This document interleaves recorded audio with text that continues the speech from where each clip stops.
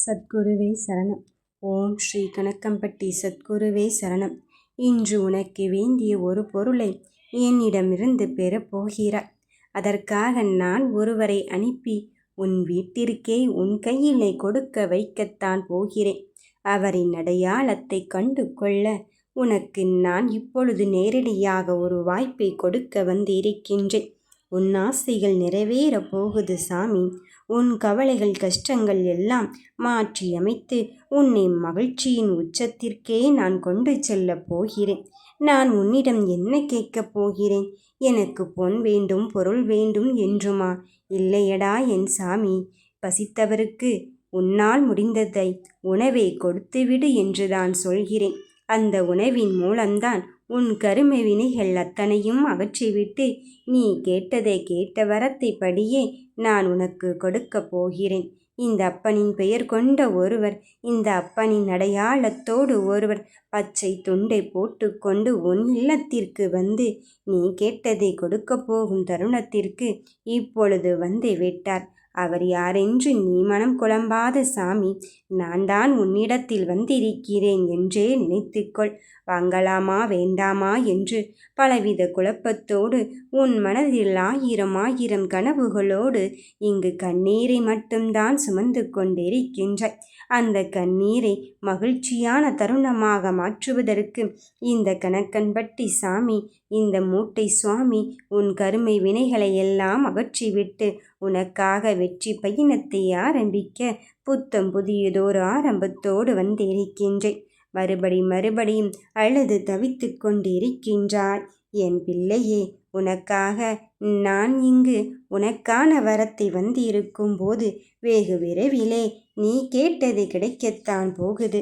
மறுபடியும் சரி செய்வாரா மாட்டாரா என்றெல்லாம் யோசிக்க வேண்டாம். நீ என் முன்னாடி வந்து எத்தனை நாட்கள் அழுது இருக்கின்றாய். அந்த அழுகைக்கான காரணத்தை தேடி நான் அலைந்ததும் போதும். நான் உன் கருமை வினையினை தீர்ப்பேன் என்ற முழு நம்பிக்கையில்தானே இந்த அப்பனை முழுமனதோடு தேடி வந்தாய். அப்படி இருக்கும்போது இந்த அப்பனின் அடையாளத்தோடு உன் கூடவே பயணித்து உனக்கான வெற்றியை தருவதற்கு நான் ஒருவரை அனுப்பி இருக்கின்றேன். நிச்சயமாக உன் வாழ்க்கையின் விதி மாறத்தான் போகிறது. இந்த நிலை மாறாதா என்று யோசித்து கொண்டே இருந்தாய். யோசித்து கொண்டு இருந்ததெல்லாம் போதும்.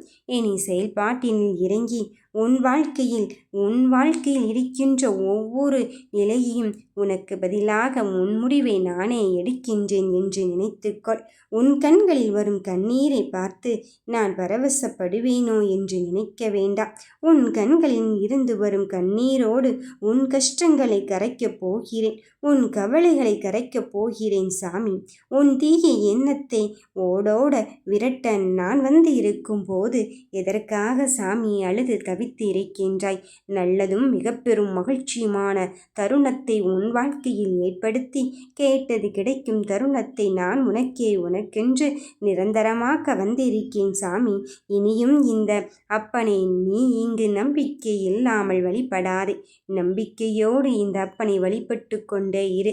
என்ன நடந்தாலும் என் கூட என் அப்பன் நடத்தி தருவதற்கு இருந்து கொண்டு இருக்கும் போது நீ முன்னேறவே மாட்டாய் என்று சொன்னவர்கள் மத்தியில் உன் வைராக்கியத்தை நான் இங்கு ஜொலிக்க வைக்கத்தான் போகிறேன். வைராக்கியத்தோடு செயல்பட்டு நீ வெற்றியை இங்கு மகிழ்விக்கத்தான் போகிறாய். மற்றவர்கள் அண்ணாந்து பார்க்கும் நிலைமையை நான் உன் வாழ்க்கையில் தரும்போது எதற்காக சாமி அழுது புரண்டு கொண்டே இருக்கின்றாய்? கண் கலங்கி கொண்டே இருக்கின்றாய்? மனதோடு இந்த அப்பனை நீ நினைவில் வைத்து கொண்டாலே போதும்.